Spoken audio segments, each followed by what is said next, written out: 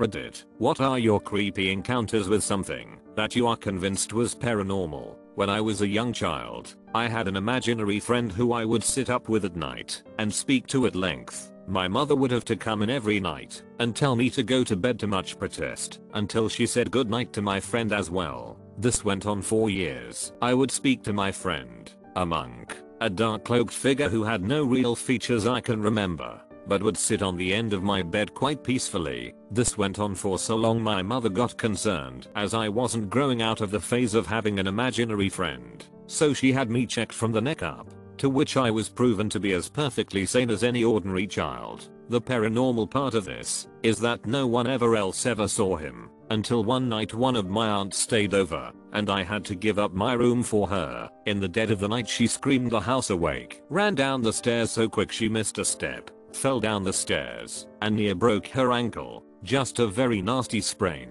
if I correctly recall. Whilst waiting for her to calm down, she apparently exclaimed about a dark figure in my room with her. In the midst of all this, she refused to go back upstairs, and I was kicked from the sofa back to my room, to which a groggy me just said told yap, come on Ben, time for bed, with a sense of elation of being proven sane. Later a search into the house revealed we lived on the grounds of a former monastery. We moved that summer and I never saw my friend again.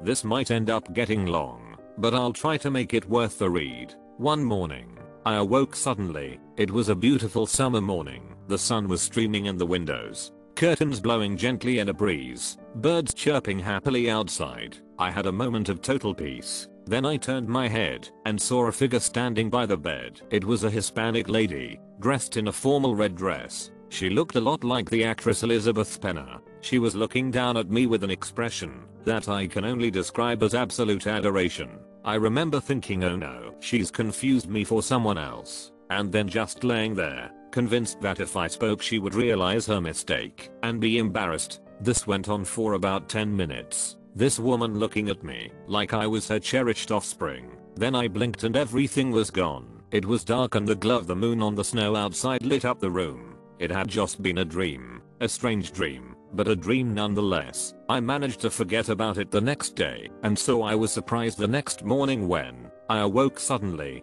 Bright sunlight was streaming through the window. The curtains rippled in a gentle breeze and birds sang sweetly outside. I turned to look beside me, and there she was. She was kneeling beside the bed, arms crossed on the mattress and her head resting in her arms. Again, she looked at me with such pure love and adoration that I just laid there and basked in it, although I was still sure she had mistaken me for someone else. We stayed that way even longer that time, maybe 20 minutes, and then I blinked, and I was once again in reality, where it was still night and still winter. I mulled over the dream the next day, wondering at what it meant. I was convinced my subconscious was trying to tell me something. That night, I was anxious to fall asleep and dream, and so when I woke to the sun streaming in, the curtains waving in a gentle breeze and their birds chirping merrily, I thought I was prepared. I laid for a moment enjoying the sights and sounds, before turning to where I knew the lady would be, and there she stood beside the bed. But this was different. She was screaming, her face screwed up in an anxious grimace. She waved her arms frantically, but no sound came from her. It was like I was watching a movie on mute. She continued to try to scream, waving her hands in a desperate pleading motion. She looked as though she was about to cry. I looked back at her in confusion, unsure what was happening. She stopped her frantic waving and looked defeated, and then a look came across her face. She raised her hands above her head and brought her fists together. Before I knew what was happening, she brought them down with all her might right on my solar plexus. I woke up gasping, struggling to sit up, struggling to breathe, wheezing as my lungs tried to fill with air again. Back in reality, it is still night, and it is still winter. Once I can breathe, I continue to sit up in bed, traumatized by what's just happened. I'm terrified, but mostly because the lady's behavior had changed so drastically. I cannot calm myself, and so I continue to sit up, breathing slowly and deeply, and at some point, I realize that I'm feeling a slight shudder in the bed. Every 10 or 15 seconds, I'll listen closely, but cannot hear any sounds over the fan that is running in the corner, but the shudder comes again. I reach down to put my hands on the bed frame, and confirmed that something is indeed shaking the bed very gently. I quietly and slowly get out of bed.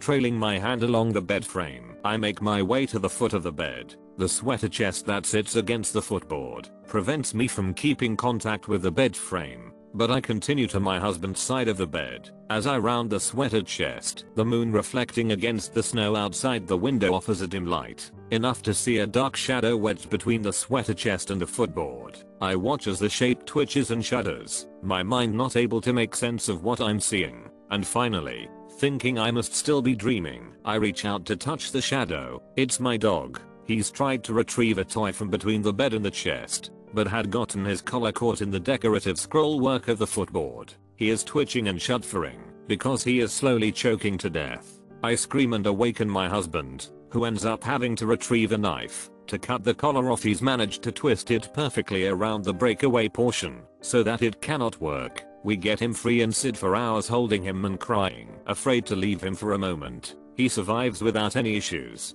but I'm haunted by the dream of the lady in red. Yes, I know it's very likely that my subconscious had picked up on the vibrations of my dog's struggles and crafted something in my dream to startle me awake, except for the fact that I have suffered extremely vivid nightmares for my entire life. Had I only had the final dream, I would have done what I did every time I have a nightmare, roll over and go back to sleep. I only stayed awake that night because the first two dreams had made me start to trust the lady, and so when she so desperately struck out at me, it bothered me on a very deep level, much deeper than any nightmare ever has before or since. Why did she come to me at all? I'll never know, but I believe that if she hadn't, we would not have found my dog until it was far too late.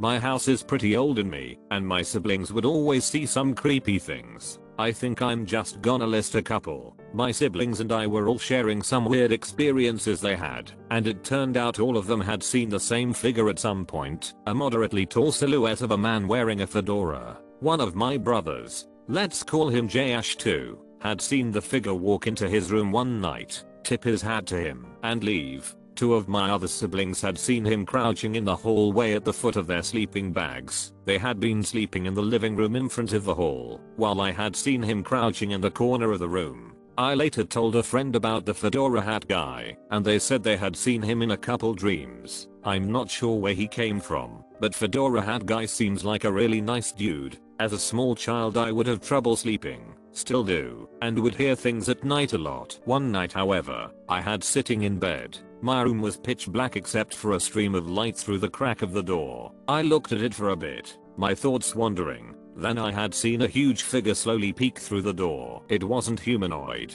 It was just a large black mass with scribbled eyes. I froze, and once it was gone I scrambled to my sister's bed crying. Recently I've been seeing silhouettes of people running down the halls, or crawling around. It's pretty frequent, so I ignore them, but yeah. Oh, there's this other time a couple years ago, when I was trying to sleep, all my limbs safely tucked into my blanket, in the very center of the bed, and then I felt a hand from below shoot up, and grabbed my leg through the mattress. I panicked and decided maybe they are mad for being under the bed, and I told them, if they stopped scaring me, I'd let them on the bed. I had no clue who or what I was talking to, but I slept with an empty gap next to me for a while. I'm still not sure if this was paranormal or I was gullible as hell, but it creeped the shit out of me. Back in 2003 I was in Scotland for a 2-week trip. It was a program for international students at a university, forgot which. I was assigned a shared bedroom with another girl from my country. This girl was obsessed with roses. She had roses in every single one of her clothes. She had rose pendants, rose earrings, roses everywhere, and she was obsessed with the paranormal too. Now, going into Scotland as 13-year-olds, we were told the place was full of ghost stories and stuff. IDK, we were dumb kids, so this girl was right in her zone. She starts asking me to take pictures of the creepy looking basement. It was an analog camera back then, and no way I was gonna waste a photo with that, because someone had told her a kid had died there. You know, rumors spread to scare kids. She used to tell little stories about stuff like IDK, spiritism or whatever, like how she had some sort of sixth sense. IDK, it was a long time ago. Anyway, those were the two things she was obsessed with, roses and paranormal. Then one day, she tells me why she is obsessed with roses. Apparently, she used to have a sister. The child passed away very young, I think as a toddler still, around 2 This girl was, obviously, gutted. Then one day, she claims to have looked up at the skies and said, "Seas, if you're there, send me a rose." And when she looked down she found something with a rose on it. I think it was a spoon with a rose engraved. Anyway, me and my friends at the time, being dumbass kids, were thoroughly creeped by this kid. The story, albeit sad, didn't help, especially for the amount of roses she wore. Seriously, it was everywhere. One night, I'm sleeping in my bed. I wake up out of nowhere. I look around. Nothing's going on. Girl is sleeping in the bed next to me. Then all of a sudden, my pillow gets pulled just a little. I look to my side, but she's still there, sound asleep, and my pillow gets pulled again, and again, and again. Just little by little, like somebody was trying to snatch that pillow from under my head. I was wide awake, couldn't explain what the hell was happening, and just froze. I pulled my covers to my neck, and waited until morning. The pillow pulling just went on for about half an hour, I think, and then stopped. Then came the second night. Our bedroom had a sink in it, where we brushed our teeth before bed. Obviously, that day, we foreign kids had decided to buy the most touristic thing possible, a red plaid hat with horns and ginger braids, because we just thought that was the most Scottish thing in the world. I had set mine on the sink, and just left it there. The girl and I were talking, and this was the end of our trip. Like, the last week, we had maybe 3 days left, and then we were going back home. By now, everyone was spooked by this girl. She just had a vibe. If the constant stories, the insistence on finding paranormal shit, her going on and on about roses and her dead sister wasn't enough. I'm saying this because, by this point, there was some animosity. I got along alright with her, but most of the others didn't. She wasn't being excluded, but there was a weird vibe in the air, which, to this day, if I try to find a logical explanation within the paranormal one, this is the one.